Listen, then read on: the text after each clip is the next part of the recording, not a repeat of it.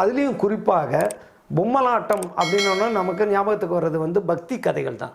ஏன்னா பக்தி கதைகள் வந்து ஏற்கனவே இருக்குது, அது ஒன்றும் யாரும் ஸ்கிரிப்டெல்லாம் அதுக்கு எழுத வேண்டியதில்லை, அதை எடுத்து வச்சு அப்படியே பயன்படுத்தலாம். இப்போ நீல கலரில் ஒரு பொம்மை செய்து அது கையில் ஒரு வில்லு கொடுத்துட்டா ராமர், அவர் கூடவே இன்னொரு பொம்மை செய்து அது சாதாரணமாக மனுஷன் கலர் போட்டு அது கையில் ஒரு வில்லு கொடுத்தா உங்களுக்கு கதை தெரியுதோ தெரியல, கூட வர்றது லட்சுமணன் நீங்களே சொல்லிடுவீங்க.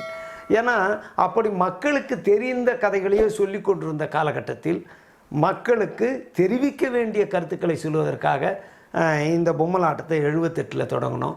சுற்றுச்சூழல் பாதுகாப்பு, சத்தான உணவு சாப்பிட்றது, இந்த மாதிரியான விஷயங்களை தான் முதல்ல பொம்மலாட்டத்தில் நானும் அப்பாவும் செய்ய ஆரம்பித்தோம்.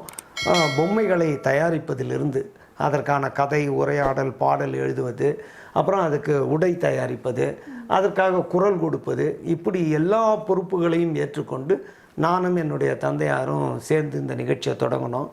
அப்பா வந்து பேசுவாங்க, பாடுவாங்க, ஸ்கிரிப்ட் எழுதுவாங்க, நான் வந்து பொம்மை இயக்குவேன். ஒரே நேரத்தில் 2-3 குரலில் நானும் பேசுவேன். பெண் கதாபாத்திரங்களுக்கு பெண்கள் பேசுவாங்க, இப்படி பாடல்லாம் அப்பா பாடுவாங்க. இந்த மாதிரி இருந்தது.